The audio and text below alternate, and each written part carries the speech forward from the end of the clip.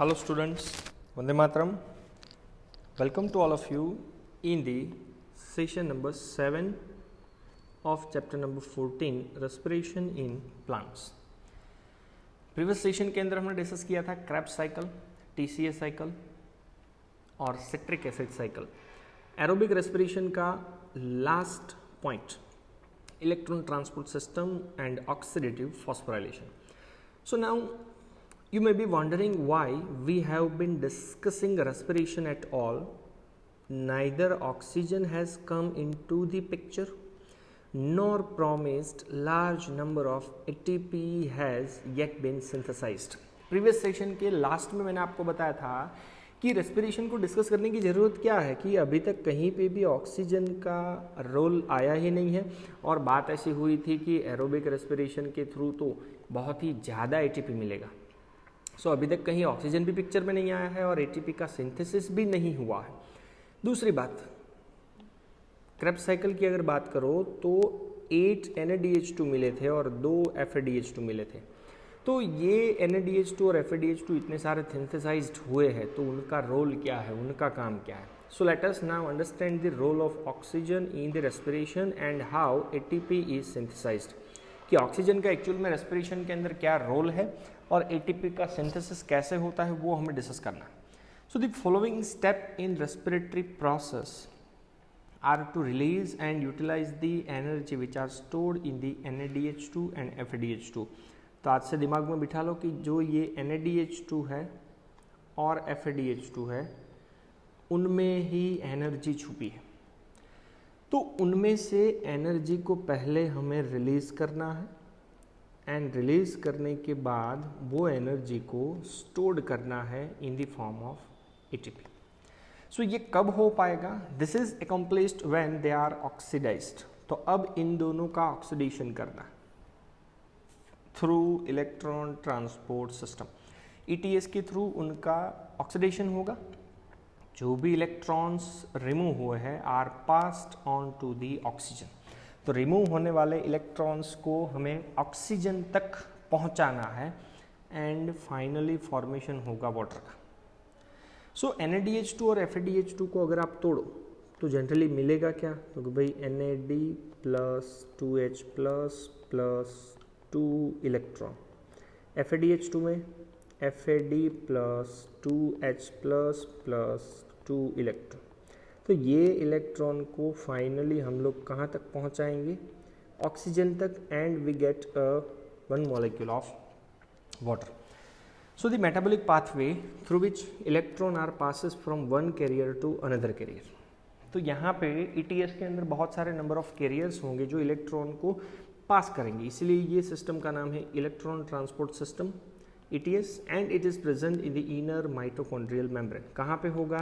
Mitochondrial membrane का inner part जिसको आप लोग बोल सकते हो क्रिस्टल. ओके, नाउ ETS का साइंटिफिक लैंग्वेज में मैंने डेफिनेशन दिया है is a series of coenzyme and cytochrome. ये सब इलेक्ट्रॉन के कैरियर्स है that takes part in the passage of electron from a chemical to its ultimate acceptor. तो एक केमिकल से उसके अल्टीमेट एक्सेप्टर तक इलेक्ट्रॉन को ट्रांसपोर्ट करने के लिए एक सीरीज ऑफ कोएंजाइम या तो साइटोक्रोम होगा, उसका नाम है ETS, जिसमें इलेक्ट्रॉन के कैरियर्स होते हैं.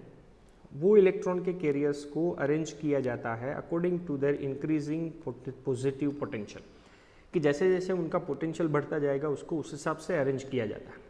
ETS को कभी कभार साइटोक्रोम सिस्टम के नाम से भी जाना जाता है बिकॉज उसके पास जो 9 कैरियर होते हैं वो 9 कैरियर में से 5 कैरियर साइंटिफिकली कौन है? साइटोक्रोम. सो 9 कैरियर में से 5 साइटोक्रोम है, इसके लिए उसका नाम साइटोक्रोम सिस्टम भी है. नाउ ये सिस्टम के पास आप लोग याद रखना 9 इलेक्ट्रॉन के कैरियर्स होते हैं. जो 9 इलेक्ट्रॉन के कैरियर्स को बोला जाता है कोएंजाइम. तो 9 के 9 मैंने नाम दिए हैं. पहला है nicotine amide adenine dinucleotide NAD. दूसरा फ्लेविन एडेनाइन डाइन्यूक्लियोटाइड. तीसरा फ्लेविन मोनोन्यूक्लियोटाइड. चौथा कोएंजाइम Q जिसको यूबिक्विनोन के नाम से भी जाना जाता है. Number 5 cytochrome B. Number 6 cytochrome C1. Number 7 cytochrome C, number 8 cytochrome A and number 9 cytochrome E3। तो ये 9 इलेक्ट्रॉन के कैरियर्स हैं जो ETS का फॉर्मेशन करेंगे। ओके, नाउ पूरे ETS की अगर बात करो तो ETS generally comprised of 4 complexes, 4 complex होंगे एंड 2 होते हैं मोबाइल के कैरियर्स। तो पहले मैंने दोनों मोबाइल कैरियर के नाम दिए हैं, कोएंजाइम Q या तो उसका नाम है यूबिक्विनोन और दूसरा है साइटोक्रोम C। सो कोएंजाइम Q और यूबिक्विनोन एंड सेकेंड साइटोक्रोम C, ये दोनों मोबाइल के कैरियर्स हैं।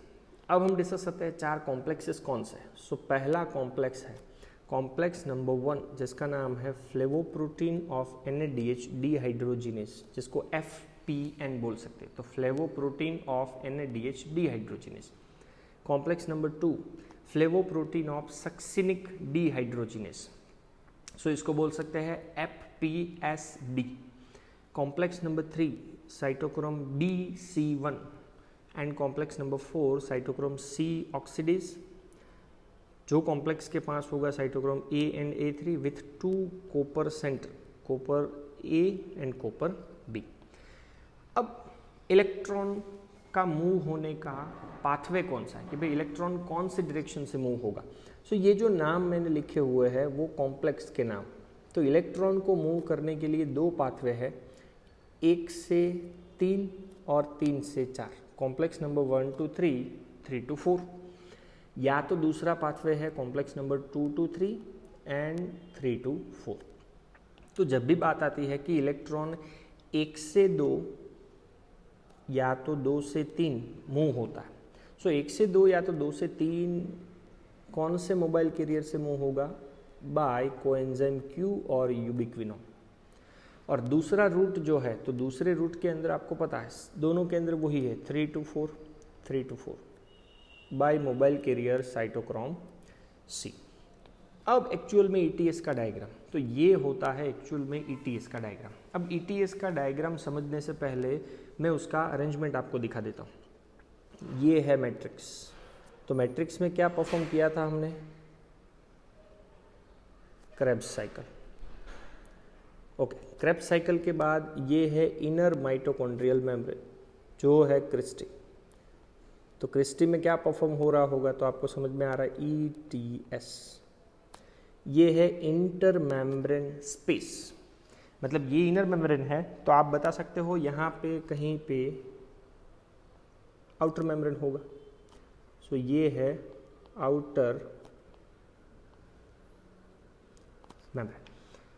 नाउ क्रेब्स साइकिल के अंदर जो भी NADH2 और FADH2 मिले थे मैट्रिक्स में, उनको हमें ब्रेक करना है ये कॉम्प्लेक्स के सपोर्ट से, और जो भी इलेक्ट्रॉन और हाइड्रोजन मिलेंगे उसको ETS के अंदर डालना है, ताकि वो ETS क्या कर सकेगा, इलेक्ट्रॉन को अलग अलग कैरियर से पास करेगा ताकि ATP का जनरेशन हो सके। सो सबसे पहले आता है electrons from NADH produced in the mitochondrial matrix during citric acid cycle are oxidized by an NADH dehydrogenase, जिसका नाम है कॉम्प्लेक्स नंबर 1। तो सबसे पहले मैं बात कर देता हूँ NADH2 की। ये रहा NADH2, आपने तोड़ दिया, क्या बन गया NAD+। रिलीज होने वाला जो इलेक्ट्रॉन है और हाइड्रोजन है वो आपने ETS को दे दिया। तो सबसे पहले ये NADH2 को तोड़ने की रिस्पॉन्सिबिलिटी प्ले करता है कॉम्प्लेक्स नंबर 1, जिसका नाम है NADH डिहाइड्रोजिनेस। सो ये इलेक्ट्रॉन FMN से FES से फाइनली वो इलेक्ट्रॉन कहाँ चले जाते हैं, यूबिक्विनोन के पास। अब यूबिक्विनोन जैसे ही इलेक्ट्रॉन को एक्सेप्ट करेगा तो उसका रिड्यूस्ड फॉर्म होगा, वो रिड्यूस्ड फॉर्म का नाम है यूबिक्विनोल। ओके, तो फर्स्ट स्टेप वही था कि and electron are then transferred to ubiquinone located within the inner membrane. Now ubiquinone also receive reducing equivalent electron via FADH2 complex number 2 के सपोर्ट से, that is generated during oxidation of succinate in the citric acid cycle। अब बात करते हैं FADH2 की। तो यहाँ पे FADH2 टूटेगा, चलो FADH2 अगर आप तोड़ो क्या मिलेगा, सेम टू सेम FAD+। जो भी इलेक्ट्रॉन होंगे और हाइड्रोजन होंगे वो इसको दे दिए जाते हैं। तो वो इलेक्ट्रॉन FAD से FeS से फिर यूबिक्विनोन, और यूबिक्विनोन का रिड्यूस्ड फॉर्म क्या हो गया है, यूबिक्विनोला। सो आपको समझ में आ रहा है कि इलेक्ट्रॉन 1 नंबर से कहाँ पे गए, 3 नंबर पे, और 2 नंबर से भी कहाँ पे गए, 3 नंबर पे। तो मैंने आपको इलेक्ट्रॉन का जो रूट बताया था, वो रूट में पहला पार्ट वही था कि या तो 1 से 3 की ओर, और दूसरा रूट था 2 से 3 की ओर। पहले हमने NaDH2 को तोड़ा था और दूसरा FADH2 को तोड़ा। तो अल्टीमेटली यूबिक्विनोन के पास इलेक्ट्रॉन्स आ गए कॉम्प्लेक्स नंबर 1 से और कॉम्प्लेक्स नंबर 2 से। नाउ रिड्यूस्ड यूबिक्विनोन, तो रिड्यूस्ड यूबिक्विनोन का मैंने नाम आपको दिया ubiquinone, is then oxidised with the transfer of electron to cytochrome C via cytochrome BC1 complex number 3। तो अब ये यूबिक्विनोन के पास जितने भी इलेक्ट्रॉन्स हैं, तो वो आपको दिख रहा कि 2 से और 1 से 3 नंबर के कॉम्प्लेक्स के पास आ रहे हैं। तो 3 नंबर के कॉम्प्लेक्स का नाम है साइटोक्रोम BC1। तो इलेक्ट्रॉन साइटोक्रोम B से FeS से साइटोक्रोम C1, और वहाँ से इलेक्ट्रॉन चला जाएगा साइटोक्रोम C की ओर। तो आपको एक बात मैं बता रहा हूँ कि आपने जब इलेक्ट्रॉन 1 से 3 की ओर भेजा और 2 से 3 की ओर भेजा, तो बीच में मोबाइल कैरियर कौन आया था, कोएंजाइम Q या तो यूबिक्विनोन। अब रूट आ रहा है कि कंपलसरी आपको 3 नंबर से इलेक्ट्रॉन कहाँ पे भेजना है, 4 नंबर की ओर। लिसन, एक पॉइंट और कि इलेक्ट्रॉन का ट्रांसपोर्टेशन हो रहा है, जो भी हाइड्रोजन है वो कहाँ पे चले जाते हैं, इंटरमेम्ब्रेनस स्पेस के अंदर। तो हाइड्रोजन वहाँ से भी इंटरमेम्ब्रेनस स्पेस में गए हैं। इवन FADH2 को तोड़ो तो उसके हाइड्रोजन भी इंटरमेम्ब्रेनस स्पेस के अंदर चले गए। तो फाइनली अब इलेक्ट्रॉन किसके पास आ चुके हैं, साइटोक्रोम C के पास। ओके, साइटोक्रोम C क्या है, is a small protein attached to the outer surface of inner membrane and act as a mobile carrier for transfer of electron between complex number 3 and 4। एक small protein है जो inner membrane के outer surface पे है, ये आपको दिख रहा है इनर मेम्ब्रेन की बाहर की सरफेस, जिसका काम है मोबाइल कैरियर का। किसके किसके बीच में, तो कॉम्प्लेक्स नंबर 3 से अब वो कहाँ पे लेके आ रहा है इलेक्ट्रॉन को, कॉम्प्लेक्स नंबर 4 के पास। तो आपको मैंने पहले ही बताया था कि जब इलेक्ट्रॉन 3 से 4 के बीच में जाएंगे तो मोबाइल कैरियर कौन होगा, साइटोक्रोम C। ओके, नाउ ये साइटोक्रोम C जो है इलेक्ट्रॉन को अब देने वाला है कॉम्प्लेक्स नंबर 4 को। So complex 4 is refer to the cytochrome C oxidase, और वो कॉम्प्लेक्स के पास होगा cytochrome A and A3 and 2 copper centre A and copper centre B। So diagram के अंदर आप देखोगे तो आपको एग्जैक्टली पता चलेगा कि पहले इलेक्ट्रॉन आया कोपर सेंटर A के पास, देन वहाँ से साइटोक्रोम A, साइटोक्रोम A3, और लास्ट में आया कोपर सेंटर B के पास। ओके, अब फाइनली जो इलेक्ट्रॉन है कॉम्प्लेक्स नंबर 4 के पास आ चुके हैं। So when electron is pass from one carrier to another via complex number 1 to 4, तो आपने इलेक्ट्रॉन को 1 से 2, 2 से 3, 3 से 4 इस तरह से इलेक्ट्रॉन को ट्रांसपोर्ट किया था। किसमें, in electron transport chain, they are couple to ATP synthase. मतलब अब आ रहा है नाम कॉम्प्लेक्स नंबर 5 का। सो जब इलेक्ट्रॉन ट्रांसपोर्ट होते हैं, सो कॉम्प्लेक्स नंबर 5 जिसका नाम है ATP synthase, they are responsible for the production of ATP from ADP and inorganic phosphate. अब जब ये इलेक्ट्रॉन एक से दूसरे, दूसरे से तीसरे, तीसरे से चौथे कैरियर के पास होते हैं, तो मैंने ATP के नंबर बताए कि एक बार फॉस्फोराइलेशन यहाँ पे होगा, सेकेंड टाइम फॉस्फोराइलेशन यहाँ पे हो रहा, एंड थर्ड टाइम फॉस्फोराइलेशन यहाँ पे होगा। सो जब इलेक्ट्रॉन एक से दूसरे, दूसरे से तीसरे कैरियर के पास होते रहते हैं, तो 5 नंबर का जो कॉम्प्लेक्स है, अब ये आपको दिख रहा है कॉम्प्लेक्स नंबर 5। 5 नंबर का कॉम्प्लेक्स एटीपी सिंथेस जो एडीपी और इनऑर्गेनिक फॉस्फेट का कन्वर्जन किस में करता है, एटीपी के अंदर करता है। So the number of ATP molecules synthesised depends on the nature of electron donor, कि भाई इलेक्ट्रॉन के डोनर के ऊपर डिपेंड होगा कि कितने एटीपी के मॉलिक्यूल्स हम लोगों को मिलने वाले हैं। नाउ क्वेश्चन ये है कि ये एटीपी के मॉलिक्यूल्स को जनरेट करने के लिए हमें वाटर का मॉलिक्यूल कंपलसरी बनाना है। तो अब प्रॉब्लम क्या है, चलो इलेक्ट्रॉन को तो आपने ट्रांसपोर्ट कर दिया, पर जितने भी हाइड्रोजन्स थे ना, वो सभी के सभी हाइड्रोजन्स कहाँ पे आ गए हैं, तो वो हाइड्रोजन्स का मूवमेंट हो गया है इंटरमेम्ब्रेनस स्पेस के अंदर। तो अभी कंडीशन ऐसी है कि इंटरमेम्ब्रेनस स्पेस के अंदर बहुत ही ज़्यादा हाइड्रोजन है और मैट्रिक्स के अंदर हाइड्रोजन ना के बराबर है। पर अगर आपको वाटर का मॉलिक्यूल बनाना हो तो चलो आपके पास ऑक्सीजन एटमॉस्फेयर से आएगा, इलेक्ट्रॉन भी आपके पास आ जाएंगे, पर हाइड्रोजन आप कहाँ से लाओगे। सो प्रॉब्लम ये क्रिएट हुआ है, जितने भी हाइड्रोजन्स थे वो इंटरमेम्ब्रेनस स्पेस के अंदर है, इसलिए वहाँ का हाइड्रोजन ज़्यादा है, क्रेब्स साइकिल का हाइड्रोजन कम है। तो अब एक काम कर सकते हैं कि वो हाइड्रोजन हम लोगों को कैसे भी करके इंटरमेम्ब्रेनस स्पेस से कहाँ लाना है, मैट्रिक्स में।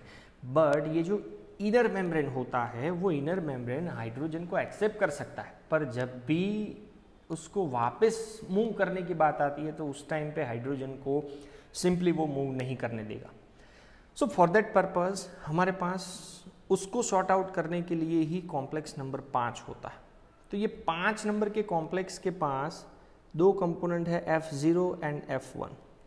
तो ये F0 और F1 क्या करेंगे, एक चैनल बनाएंगे, जो चैनल के सपोर्ट से हाइड्रोजन्स कहीं ना कहीं इंटरमेम्ब्रेनस स्पेस में से मैट्रिक्स में आएंगे। तो जब भी हाइड्रोजन इंटरमेम्ब्रेनस स्पेस में से मैट्रिक्स में आएंगे, ऑक्सीजन और इलेक्ट्रॉन फ्यूज्ड होकर के हमें क्या मिलेगा, वाटर का मॉलिक्यूल्स। एंड वाटर का मॉलिक्यूल्स मिलेगा, then and then only we are able to generate the number of ATPs.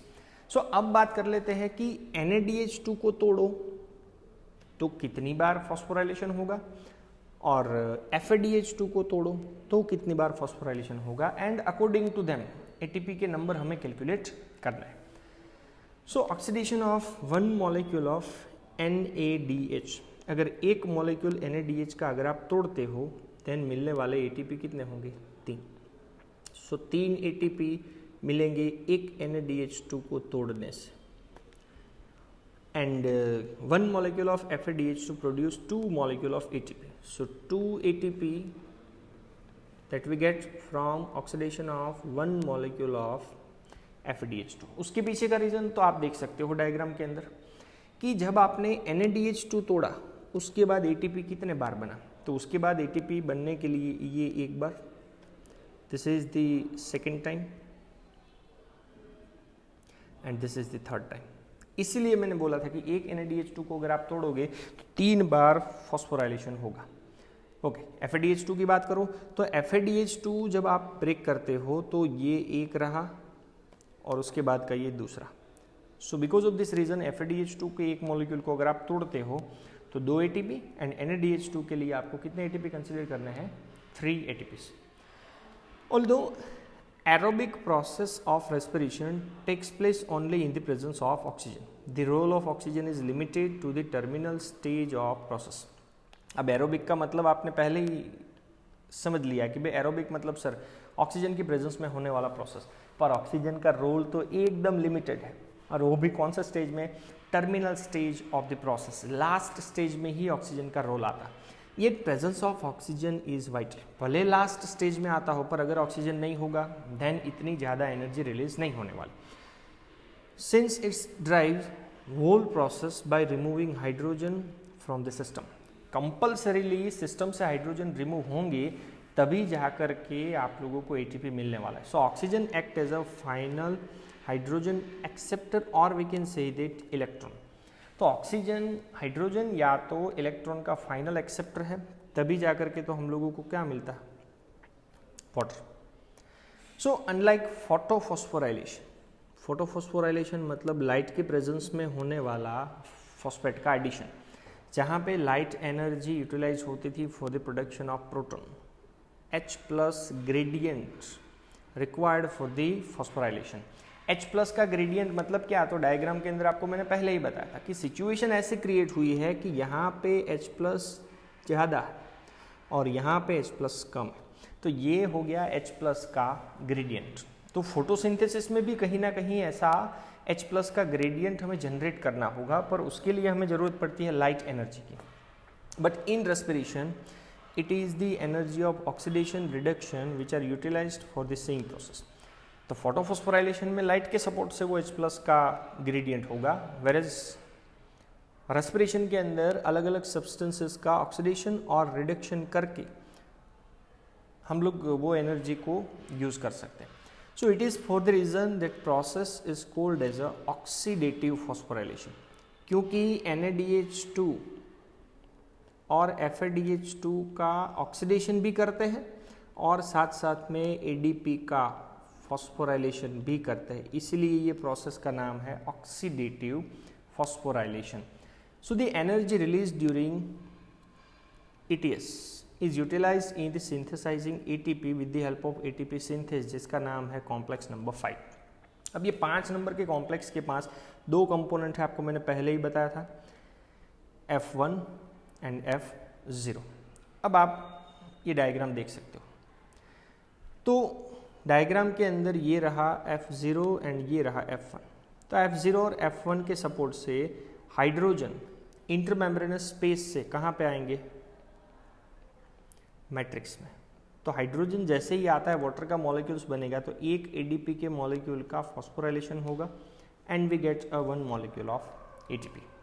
Even ये भी डायग्राम आप देख सकते हो, ये आउटर मेम्ब्रेन है, इनर मेम्ब्रेन, दोनों के बीच का स्पेस इंटरमेम्ब्रेनस स्पेस, और ये है मैट्रिक्स जहाँ पे कौन सा साइकिल होने वाला है, क्रेब्स साइकिल। तो यहाँ पे हाइड्रोजन ज़्यादा, यहाँ पे हाइड्रोजन कम, सो कंपलसरी ये हाइड्रोजन को हमें इंटरमेम्ब्रेनस स्पेस से मैट्रिक्स में लाना, तो उसके लिए हमें सपोर्ट लेना पड़ेगा F0 एंड F1 का।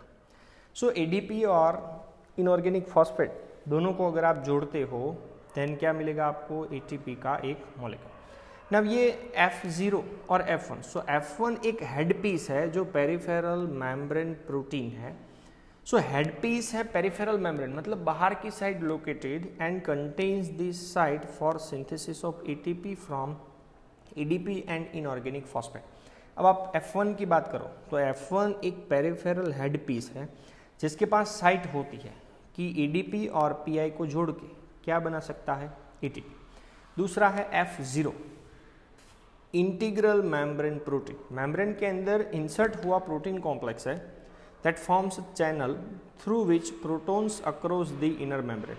वो एक चैनल बना करके देगा, एक रास्ता बनाएगा, तो वो चैनल से हाइड्रोजन जो है इंटरमेम्ब्रेनस स्पेस से कहाँ पे आएंगे, मैट्रिक्स के अंदर। So passage of proton through the channel is coupled to catalytic site of F1 component for the production of ATP। तो जैसे ही हाइड्रोजन इंटरमेम्ब्रेनस स्पेस से मैट्रिक्स में जाएंगे वो चैनल के थ्रू, तो F1 जो है वो ATP का प्रोडक्शन करेगा। सो ईच ATP, अगर एक ATP का मॉलिक्यूल बनाना हो देन कंपलसरी 2 हाइड्रोजन F0 से इंटरमेम्ब्रेनस स्पेस से कहाँ पे जाने चाहिए, मैट्रिक्स में। अब वहाँ पे भी वही लिखा हो कि भाई एक ATP बनाना हो तो कंपलसरी 2 हाइड्रोजन इंटरमेम्ब्रेनस स्पेस से मैट्रिक्स में थ्रू दी F0 जाने चाहिए। तो आपको मैंने जैसे बताया कि NaDH2 से कितने ATP मिलते हैं, 3 ATP, क्योंकि 3 बार फॉस्फोराइलेशन होगा। तो एक के लिए अगर 2 है तो 3 के लिए कितने हाइड्रोजन मूव होंगे, 6। वैसे ही FADH2 की बात करो तो 2 बार फॉस्फोराइलेशन हो रहा है तो हाइड्रोजन कितने रिमूव होंगे, 4 hydrogen. So this all are related with the electron transport system और we can say that oxidative phosphorylation. Thank you very much. जय हिंद।